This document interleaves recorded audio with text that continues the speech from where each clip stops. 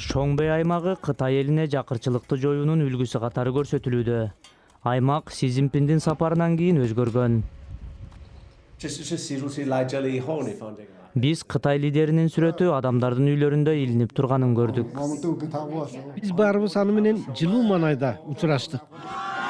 Си Цзиньпиндин жакыр дыйкандарга берген кереметтүү кеңеши тууралуу окуялар анын 2017 жылы Шоңбэйге болгон сапары сыяктуу сыналгыдан кайталанып көрсөтүлүүдө.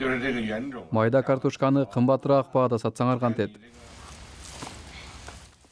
Си Цзиньпин ушул картошкаларды өстүрүүнү сунуш кылган. Алар аймакка гүлдөп өнүгүүнү алып келет дешкен.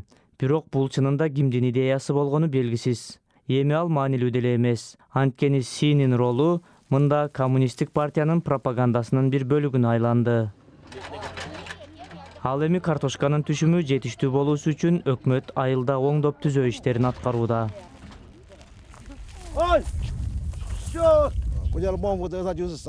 Өкмөт ирригация, инфраструктура жана жолдорду курду. Бирок андан жашоо оңолуп кеттиби? Мурдагыдай эле. Ошондой эле. Си Цзиньпиндин тушунда Кытай өкмөтү оор жакырчылыкка расмий түрдө чекит койгонун жарыялаган. Балким, оболу оор жакырчылык эмне экенин аныктап алуу керектир. Ага карабай, эгер сиз Кытайдын айыл жерлерине барсаңыз, кээ бир адамдардын жашоо деңгээли шаардагылардан кыйла төмөн экенин көрөсүз. Бул аял өз айылында буудай менен картошкадан киреше товарын айтат. Бирок быйыл жайында кургакчылык болуп, буудай сатканга эле эмес, ал тургай өздөрүнө да жетпей калган.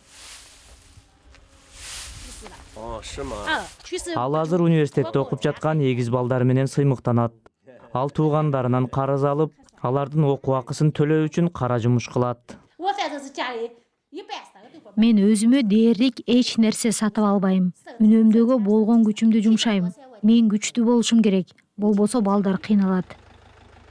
Си Цзиньпин жакырчылыкты жоюу негизги приоритет экенин айтты. Бул жаатта чын эле жылыштар байкалды.